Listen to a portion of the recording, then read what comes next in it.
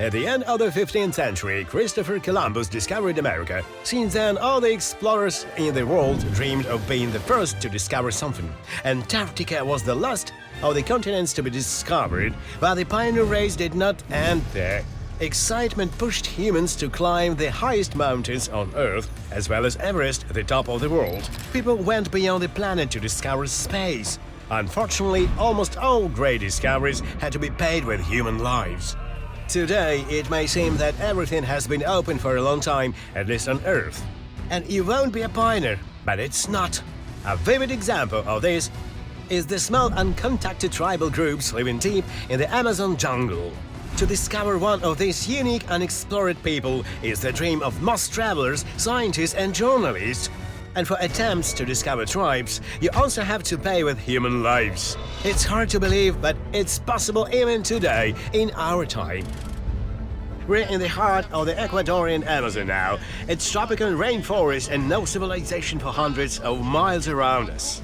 This is the home of uncontacted Indians. They are fighting for it, and they're killing all those who try to invade this territory. The Indians of Waorani, which we have been studying for more than a month, was discovered quite recently. Just 66 years ago, all these people lived deep in the jungle and had no connection with the outside world. How they first encountered civilization is not just a story, it's a real blockbuster. And today we'll watch it with the eyes of the main characters. We'll follow in the footsteps of the pioneers. Let's fly!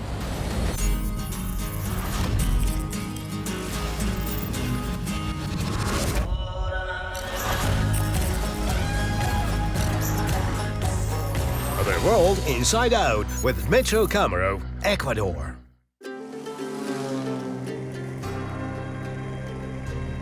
In the middle of last century, 5 young American missionaries arrived in Ecuador. They dreamed of being the first to discover the Waorani tribe that was uncontacted back then. We're going to see those places where the dramatic story of establishing the first contacts unfolded. We are landing in the village of Toniampare, a dirt road. Basically, this is the main means of transportation here, such little planes. The strip is very short, so a timely stop is important to avoid hitting the woods. Here we managed to gather people who know best of all exactly how this happened. Buenos dias. Dima, Tementa, Matias, Oma, Begonka. When you look at these smiling men, you'll never guess what unites and connects them. They are the closest relatives of the Indians who first contacted the strangers from the civilized world. Moreover, we even managed to find the last living participant of those events. I feel a little shaky inside. To meet such a person is a unique opportunity, and I hope we'll tell you the unique details. Kimayati? Yes, it's me. These people will help us restore the events that turned the world of Waorani upside down, as well as the history of the entire region and the people. And we'll start where the pioneers began their discovery. We are in a small town called Chao. As the name implies, it was built by the eponymous oil company, and oil exploration was carried out on the lands of the Waorani for the company's employees. The same city became the starting point for the Operation Auca. The word Auca can be translated as savage. This is how the missionaries called their special operation. All the details of the plan were kept top secret. Only 5 participants and their wives know about the operation. They documented all their actions using an amateur movie camera. Later, this valuable material was used to create a unique film titled Through Gates of Splendor. Who were those adventurers? Nate Sain, Jim Elliot, Peter Flammin, Ed McCarley and Roger Udarian. Simple young guys, the oldest of whom was only 32 years old, fans of their work. Before that, no one dared to initiate contact with the Waorani. This is a Piper PA-14 aircraft. The same type was used by the missionaries to establish their first contacts. Today, it's essentially a monument to the missionary movement and a reminder of the vain attempts to establish contacts with wild tribes. Throughout the Operation Auca, the legendary Piper aircraft took off from this very runway. The missionaries knew that there were scattered settlements of savage Waorani somewhere in the jungle. To find them, Nate Saint, a missionary and a first-class pilot, divided the jungle into sectors and systematically combed one by one. Piper PA-14 could fly at low speed, which is a huge plus for aerial reconnaissance. Flying low over the jungle, people could see the space between the trees more clearly and find dwellings and uncontacted tribes. In the town of Shell, right opposite the airfield, in the house of Nate, the pilot and leader of the 5 missionaries. Back then, it was a base camp where food and equipment for the life in the jungle were collected, flights were planned, and special operations were being prepared. Today, it's a museum where unique artifacts and photographs are stored that remind of Operation Auca.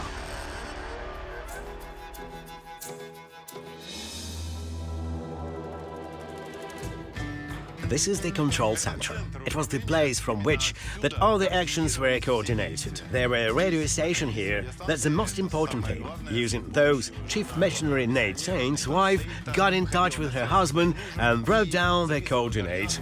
She always knew where the plane was located, registered it on the map. These are the original logs, which were used to record all the data of the flights of the missionaries. She noted the amount of fuel left in the tank. I mean, there was a constant radio exchange. And such devices were used when they worked in the jungle. Using such radio station, they got in touch. In September 1955, Nate got lucky. Flying around the next sector, he managed to make out the Waorani settlement among the endless grounds of trees. It was a few simple buildings and naked people around. I remember that we lived in the woods for a long time, but we never heard a loud noise. But one day, when we went to the river, we heard an unusual rumble and saw that a plane was flying. People who have never seen an aircraft in their life perceive the wonder in different ways. Our guide, an Indian named Ginta, told us before that when he was little and saw the plane for the first time, he and his tribesmen thought it was a ghost. My parents were horrified. We thought it was a monster or a ghost, which we call oremue. And from our past expeditions, we know that aircraft can be perceived by uncontacted people as something alive, for example, as a huge bird of prey or a giant insect. With such movements, they try to scare away. They're trying to scare the helicopter. Did you realize that it was something mechanical, created in another world? Or did you think it was a living being? We saw the pilot inside. He waved his hand, so we were aware that it was a human, and the plane wasn't a monster. The plane came back the next morning. A rope was tied to it, and there was a large basket on it. The basket was lowered to the ground, and there was a small knife inside. Due to this aircraft design, it was possible to come up with a new interesting scheme for exchanging gifts with uncontacted tribes. The Piper was flying in circles at low speed. A rope was lowered from it and a basket containing a gift was attached to it. Due to the large length of the rope and the minimum radius in maneuvers, the gift fixed at the bottom of the rope remained almost motionless, and it was very convenient for the Indians to approach and pick it up. The next day, the plane flew in again, circled and brought us a machete. We thought maybe we should give them something in return. The next time they flew in, we sent them a parrot. We tied him to a rope and they took him away. The parrot was even talking. He knew how to say the phrase, "My mother is a cow." That was the name of a woman from our village. Are they telling the truth about monkey meat? Did you give them monkey meat? Yes. After the hunt, we had a lot of monkey meat. We sent it to them, so they could taste it too. The missionaries felt great joy. Their plan was working. They were already sure that the return gifts from the Indians were a sure sign that they could make friends with the savages. They came many times. One day we decided to try and pull the plane down with this rope. But when we grabbed it, the pilot cut the rope and it fell down. After that, they dropped bags of things to us by parachute. There were enough gifts for everyone, but we were scared. We didn't understand why this flying thing came so often. After 6 weeks of an active gift exchange, the missionaries concluded that the Waorani were most likely friendly, and they decided it was time to make the first contact. They flew around the habitat of the tribe and found a sandy steep 200 meters long on the bank of the Opeperarion River. Here again, the aircraft played a decisive role because it required a very short distance to take off or land in. Together with the relatives of those who were part of this first meeting, we set off to look for that very place on the boat. But finding that place is already difficult. For half a century, the coastline of the river has changed. Nearby, we find exactly the same forelands. We can see a small shoal. The missionaries found a shoal like that and landed their plane. I mean, everything looks about the same as in 1956. So, the plane landed on such a beach, right? Yes, but that beach was a bit bigger. As far as we know, the beach was 200 meters, but still the sand was like this. Of course, the missionaries were the ace pilots, because to land here is a risky business.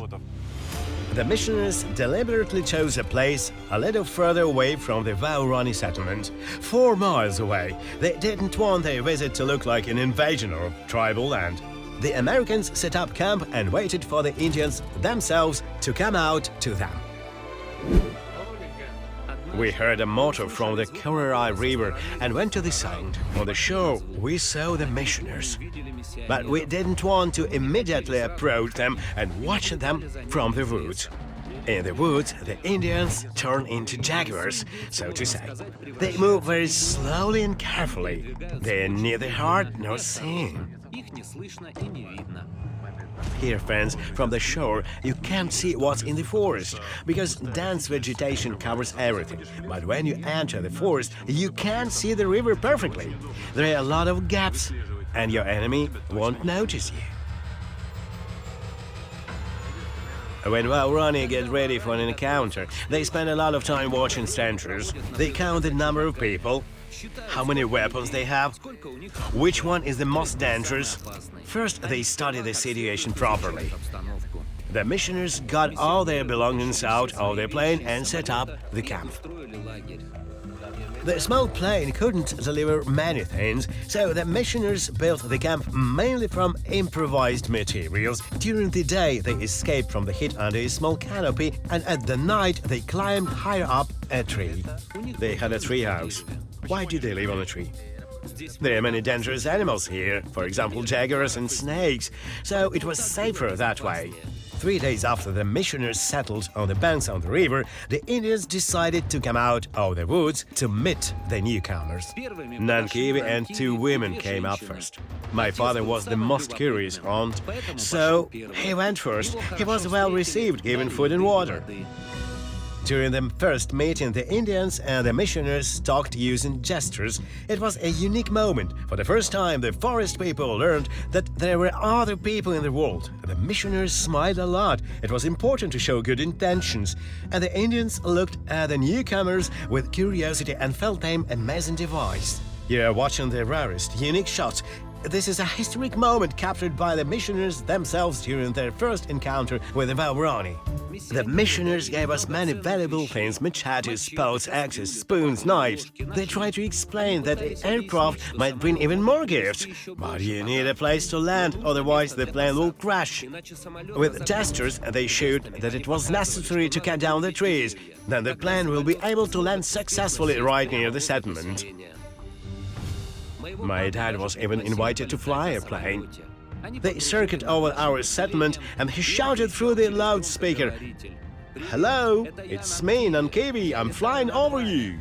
So on January 6, 1956, a historic event took place, the first peaceful contact with the Waorani tribe. The missionaries saw that the tribe, which had previously been considered murderers, was capable of peaceful communication and didn't pose a threat. At that moment, the Americans already felt like winners. Probably at that moment, they thought that contact with the Waorani had already been established. Yes, at that time they were totally calm, and they had no idea what would happen next. The missionaries brought some photographs with them. One of them depicted white people and Dayuma. Dayuma is an uncontacted Waorani girl who fled the tribe 7 years before the missionaries landed and began to live in civilization. Coincidentally, she was the sister of one of the first to go to the beach. The whole tribe considered Dayuma long dead, but the missionaries took her picture thinking that this would help them for a common language with the savages and the first contact. But suddenly the picture became the beginning of the end. When we saw the image of Dayuma, we were very surprised. How can this be? None of us knew what a picture was, and we had an idea that perhaps these whites were cannibals, and Dayuma's picture meant they had eaten her. We were afraid that they would eat us too. If luck had been on the missionaries' side and they had met someone else from the tribe, things might have turned out differently, but they met Nankibi, who misunderstood their intentions. Did he also think that those people were cannibals? Nankibi was so terrified of that photo that I also believe they were cannibals. Nankibi saw the image of a tribeswoman and began to convince everyone that the strangers on the plane were cannibals, and they ate Dayuma too. That's why they only had a picture of her.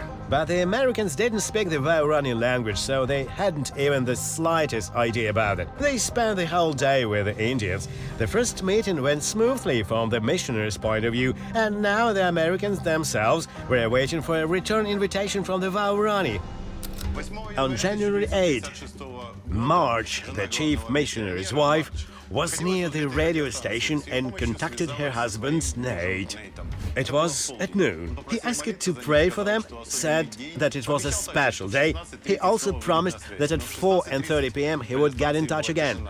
But at that time it was silence. The wife was unable to contact her husband, and it became clear that something terrible had happened. We collected our weapons and went to their camp. We decided that it was better to kill the strangers. There were 6 of us. What weapons did you have? We carried many spears with us. We sent the women first to the missionaries. They were supposed to divert their attention so that they would come together, and it would be easier to attack them. Dayuma's mother was one of the women. She was in grief, thinking that the strangers killed and ate her daughter. The women called the pilot to come out as well.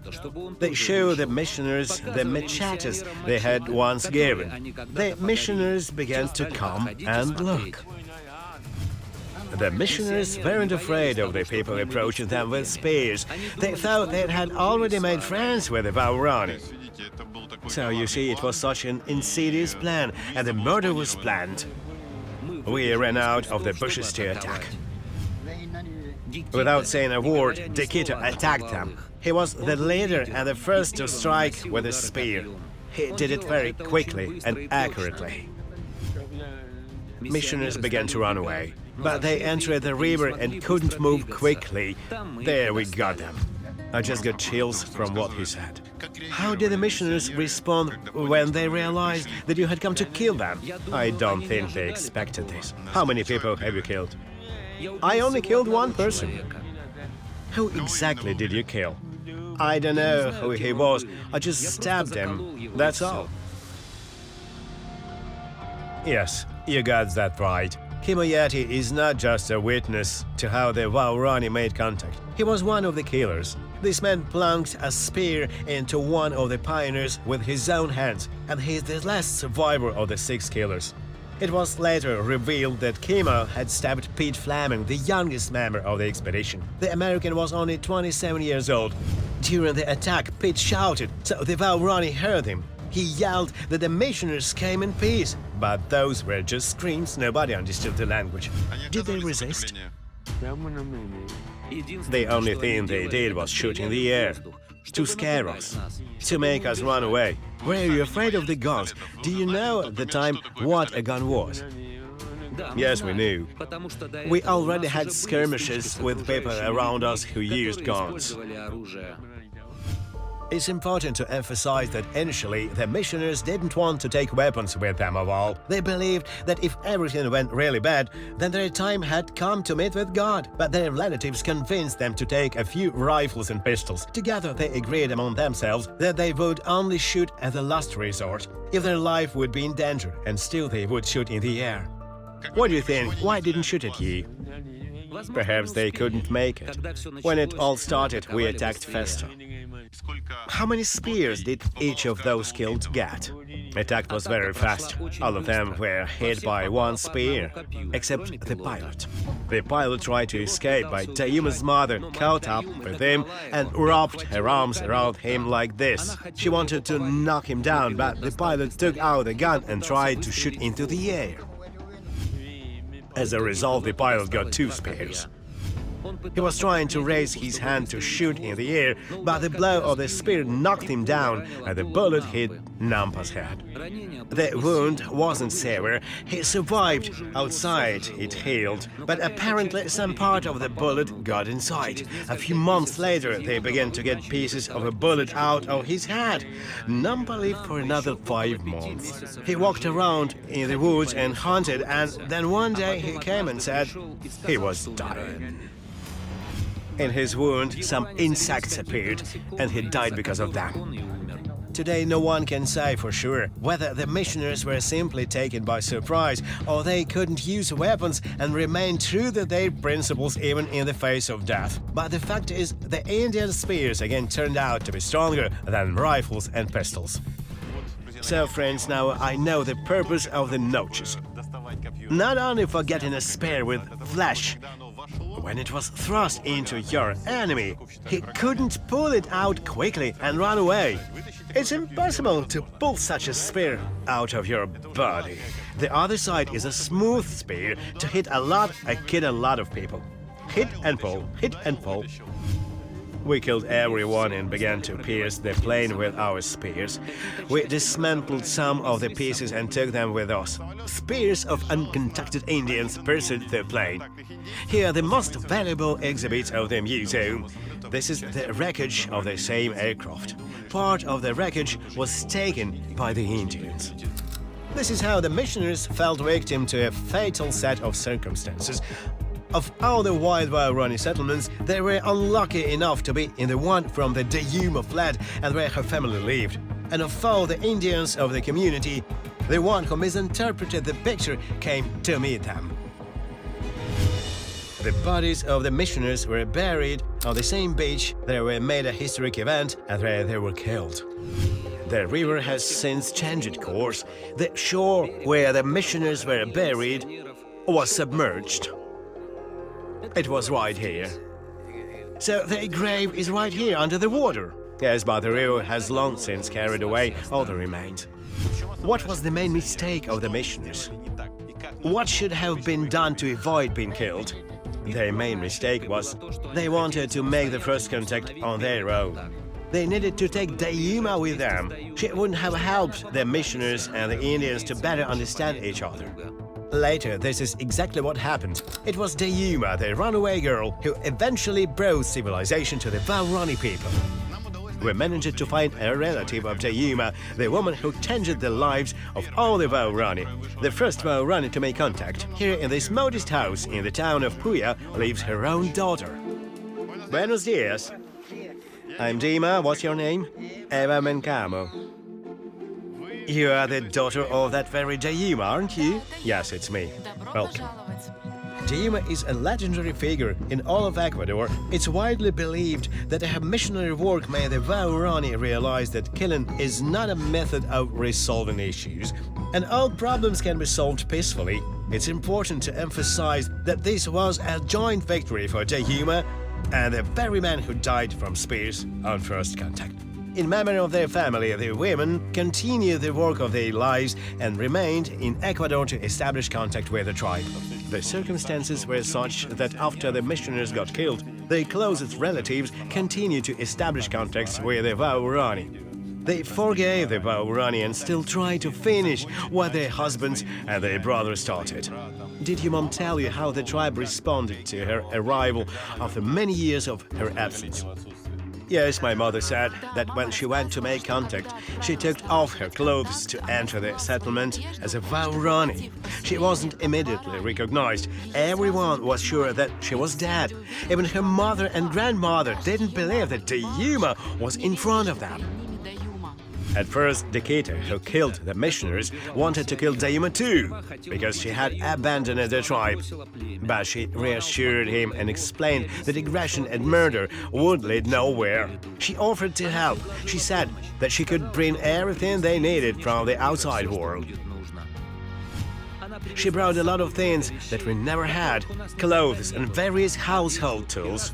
Dmytro explained to us that we need to make friends with the outside world. My mother told her tribe that she would bring foreigners who could be trusted.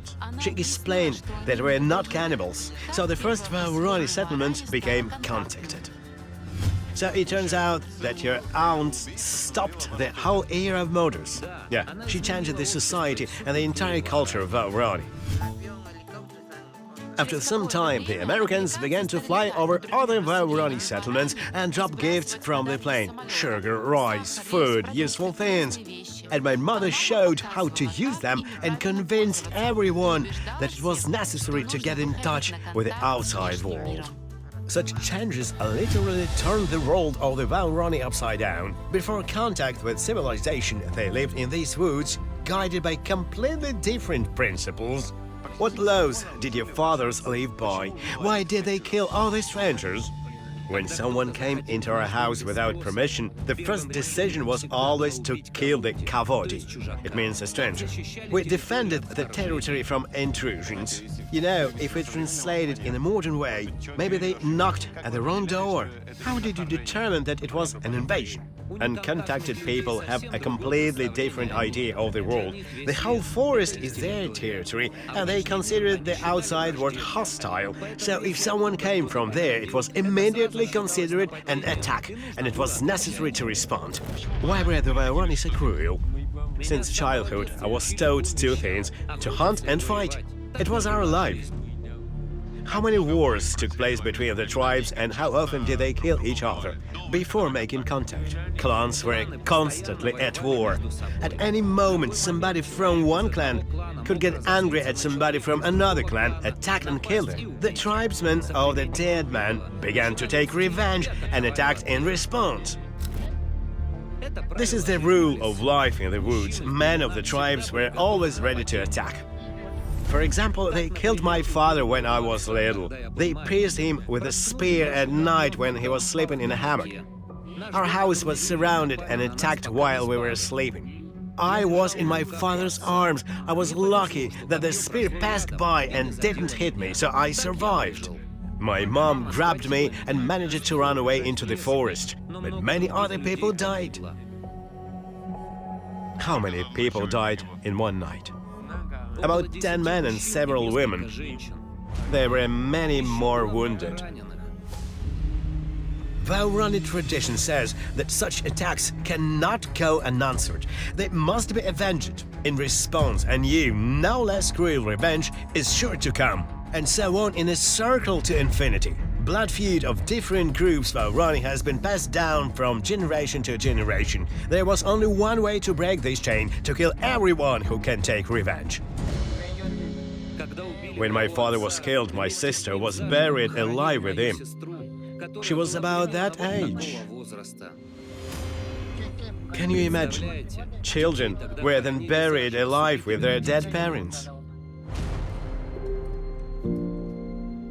Why did they kill your sister and let you live? I was still a baby, and my sister was older, so to avoid a tribal war, she was killed. Because you couldn't remember it, but your sister could, and the blood feud would continue.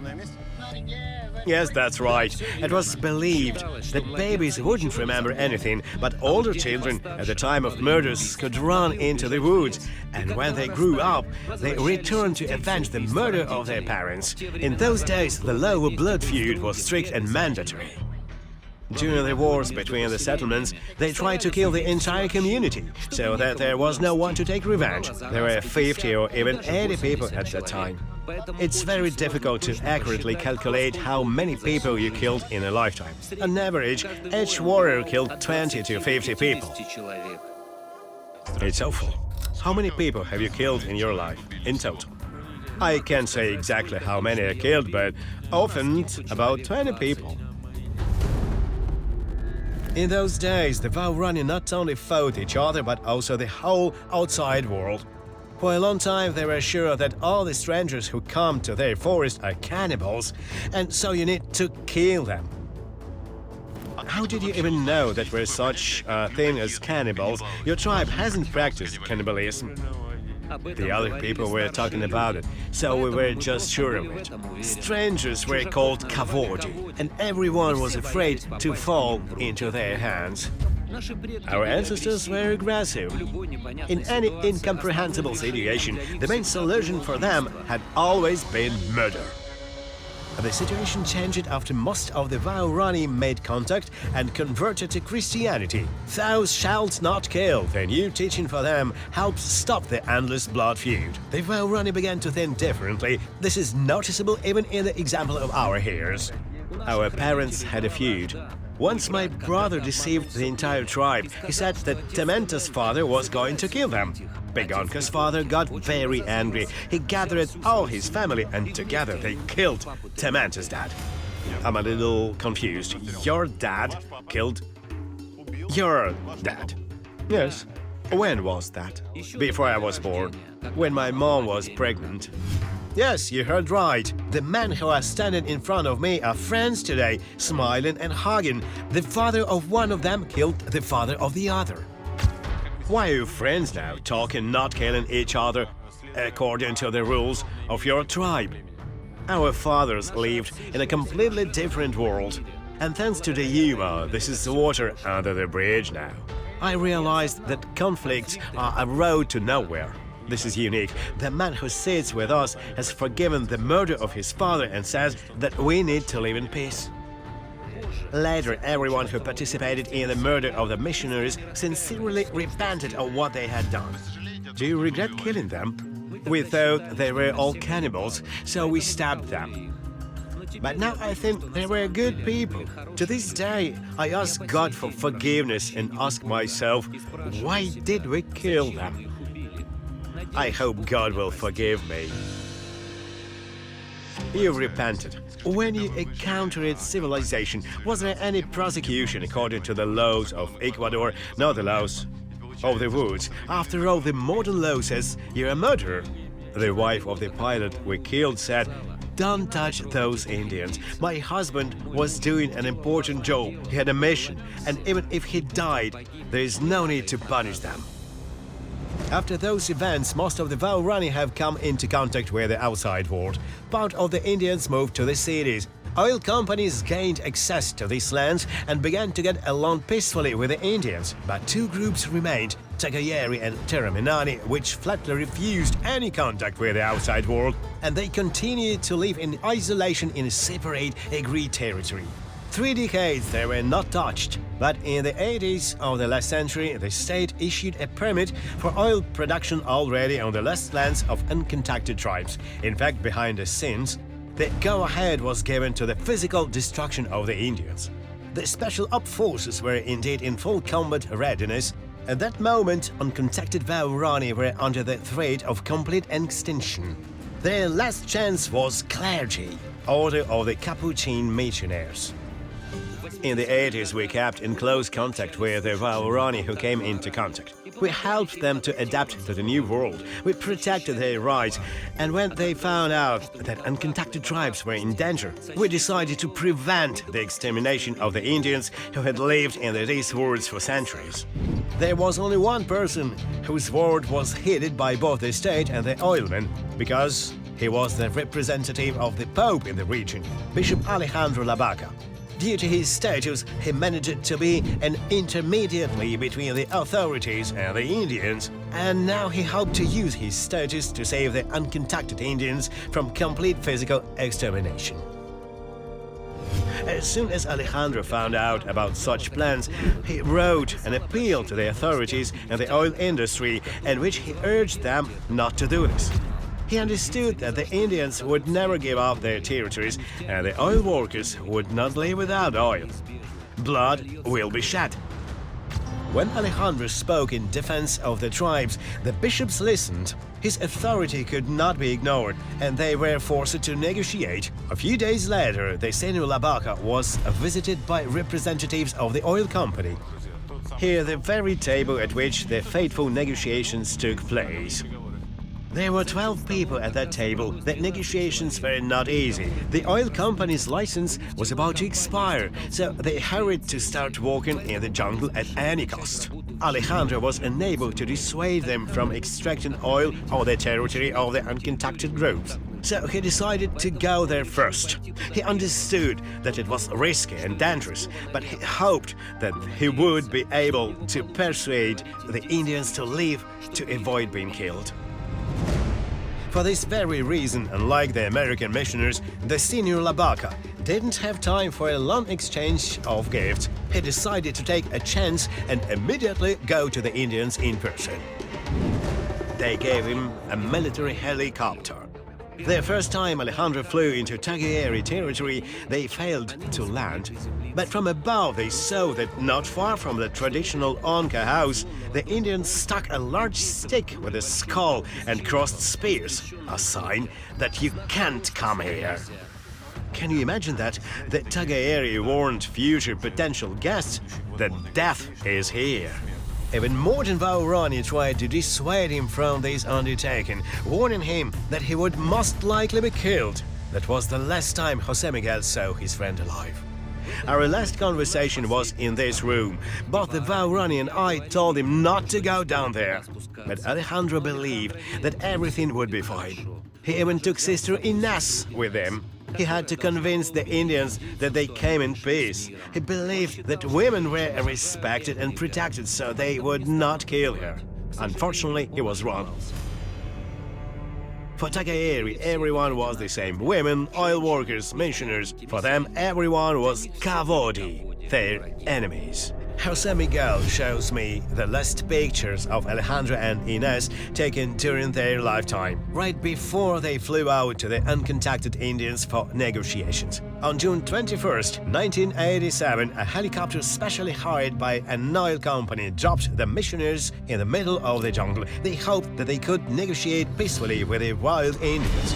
The Indians will never come out to you if they hear a helicopter. So the pilot flew away and, according to the plan, was supposed to return in half an hour. But that didn't happen. According to the pilot, he allegedly didn't find the lead inside, so he returned without them.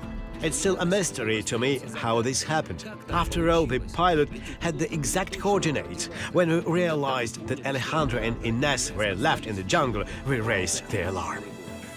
The next day, a rescue operation was launched. But when the helicopter got to the place, it was already too late. José Miguel, who flew to pick up his friend, saw only abandoned huts near which bodies pierced by spears lay.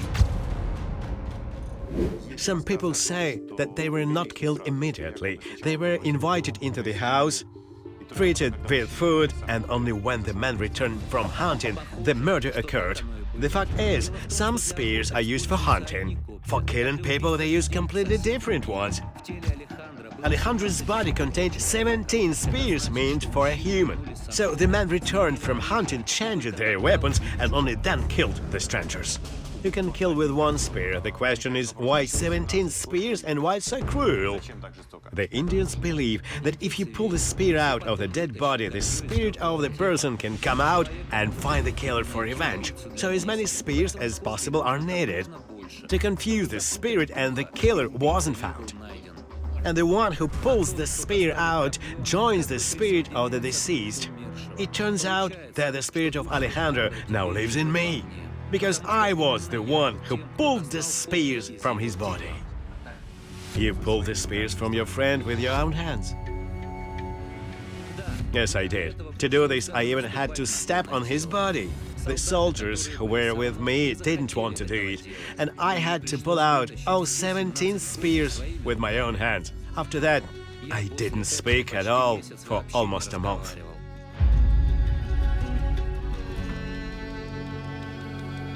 I only had one thought.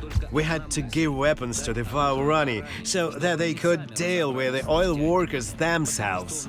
Because he was my friend, my best friend. Jose Miguel still keeps one of those spears here.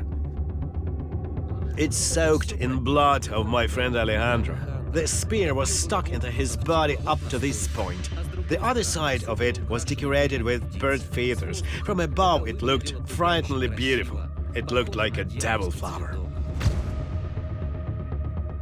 Sorry, I'm just trying it on myself and comparing. It goes right through here. It's on the ground. It's hard to hold it in your hands, not literally but figuratively, because I feel all the pain. Do you think I can get such a spear if today I find myself in the woods?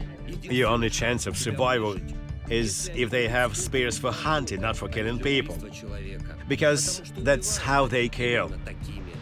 The 21st century tourists flew into space, but if I go down to the woods, they will kill me with a spear because these people still don't want to contact the outside world. They don't want to see you there. Alejandro Labaca was aware of this mortal risk, and he knew exactly what he was going to die for. This phrase on your central wall, it reminds everyone of the lost words of Alejandro Labaca. If we don't go there, they will be killed. Nevertheless, the death of Bishop Labaca and Sister Inez changed the history of the entire region and tribes. After the murder, the area was closed to oil production for a period while the investigation was ongoing. The Indians were left alone. By sacrificing himself, Alejandro essentially saved the Indians. However, oil production in the jungles of Ecuador didn't stop, and over the years, it's gaining momentum, and today, it's moving closer to the Indians. Do you know how many uncontacted tribes there were before the Tagayeri and Terminari and then disappeared? There was a lot of them. Who is talking about them now? No one. And when these groups disappear, they will also be forgotten. Alejandro Labaca was the last person to make contact with the dangerous Tagayeri group over 30 years ago. After these events, no attempt has been made to find these people until today. Nobody is willing to risk their lives. In our expedition, we have collected all available confirmed information that should help get closer to the mystery of uncontacted Waorani. We have examined all maps and pieced together all the information we found to maximize our chances of finding the uncontacted ones. And now, before saying goodbye to our new Waorani friends, we are ready for the final stage of our expedition. We are preparing a special operation, but unfortunately the data of the location of uncontacted tribes becomes outdated very quickly because they are nomads. They move. Almost all this territory is the place where uncontacted tribes can be found, but you need to study it for months. We acted as follows. We turned it to the elders, to the local guides, and Waorani themselves told us about the place of the most probable location of uncontacted tribes. Do you remember when we're floating down the river? We always look around and listen for sound and noises here. Then we're shown the places of the murders. Do you see the driftwood? It was placed there as a sign of memory. 5 years ago, a man was killed here, and after that they said that starting from this point is already safe. Here, we found these places on the map. We determined the rectangle of the probable location of uncontacted Tagayeri.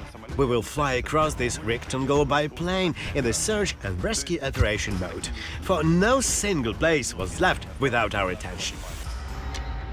The pilot is coming today. We don't tell anyone what we're up to because flights over the zone of uncontacted tribes are prohibited. We hardly managed to find a person who agreed to fulfill our request and fly with us. Moreover, this must be done at a low altitude to consider everything. Well, Sasha, do you think there is hope? Hope is always there. Right, getting ready to fly. Something incredible is waiting for us today. In Brazil, we've already tried to find the same, but unfortunately, instead of the Indians, we only saw massive deforestation. Now, in the Ecuadorian Amazon, we decided not to give up and make another attempt to find an uncontacted settlement and capture it from the air in photos and videos. Such footage can become extremely important in studying these unique people without harming them. This is an incredibly difficult task, but if you don't give up one day, it may work out. Perhaps the day is today. We are not looking for the Shangri-La, but for people who are very real and definitely exist in this forest. Buenos dias. How's the weather? The sky is clear. There's everything you need for a good flight. We use such phrases so that no one can guess what we're talking about. Let's start loading them. Here, friends, additional fuel. We have to fly over an area of 1,800 square kilometers or 180,000 hectares. Given that we're going to fly around this area in zigzags, and at a low altitude, the distance is very large, at the limit of the range in our aircraft. To have enough fuel for the entire route, the pilot commands to lighten the plane as much as possible. Meanwhile, in the best traditions of the inside-out world, we say goodbye to our Waorani friends. We'll try to repeat what the missionaries did back in the 50s. Well, as they say, off we go.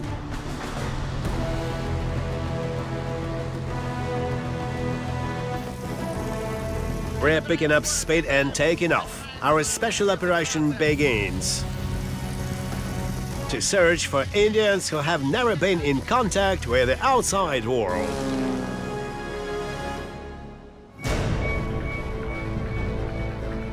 Right below us is point number 1. We're scanning the area. There are people living here about whom nothing is known, except that they belong to the Waorani group and they kill anyone who dares to set foot on this land. Right now, a kind of Operation Auca is taking place. The width of the rectangle we are examining is 16 miles. We passed the first line. Nothing so far. Let's get to point number 2. One can understand the scale and complexity of this operation because absolutely nothing is visible. We've already seen that the distinguishing feature of the Waorani settlements is the triangular-shaped palm leaf house. This is also used by modern Waorani. Uncontacted tribes used to live in such houses, and apparently today they continue to live in such houses. This could be the main clue. If we are very lucky, then we have a chance to see one and continue our search in this more compact area. This is how the missionaries first discovered them, by the house roof. But so far, we can only see the lush grounds of the dense forest without a single gap. There is one more problem. According to our guide Miguel, today uncontacted groups hide their houses even more carefully because they already know about planes. The settlements look completely different now. If earlier they cleared the territory and put a house in the center, now they hide it under a large tree. Here you have to literally pick some small dotted segments where there's anything except the woods.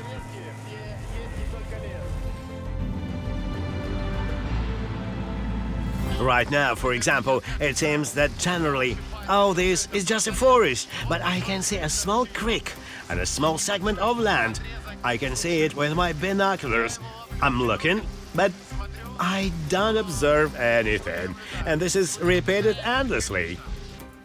The pilot follows the planned route strictly. We're combing the search area, section by section, line by line.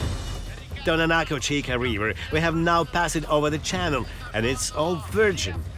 What is very impressive is the trees falling across the river. This suggests that no one sails in boats here. There are places with no people. Wherever there are people, they are sure to cut these trees or use a chainsaw. From above, it's very difficult to see the details, but you can clearly see the reason what led civilization to the Waorani woods. I can see oil fields on the horizon. One can clearly see the smoke here. Now we're almost over the center of the territory of uncontacted groups. In fact, that from here we can see the work of oil workers with the naked eye shows the danger in which these tribes are. The outside world is gradually taking over their lands. The missionaries who tried to make contact had different goals. They wanted to explain that killing is bad. They wanted to explain that the civilized world is not terrible. They wanted to explain what the advantages of living in tandem with the civilized world are. Our goal is completely different. We just want to see and make sure that these people are still there. But we won't bother them in any case.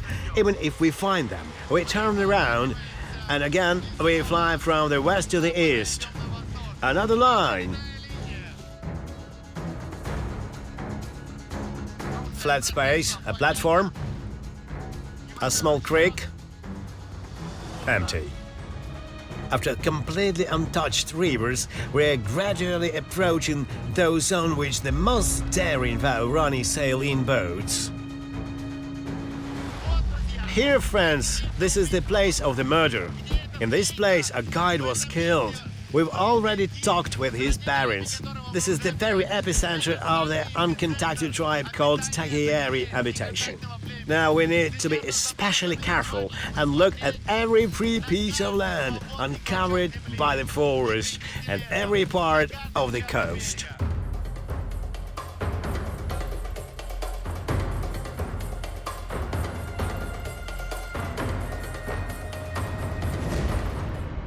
We've been in the air for more than 2 hours and have already passed more than 10 lines on our scheme, but so far, unfortunately, nothing.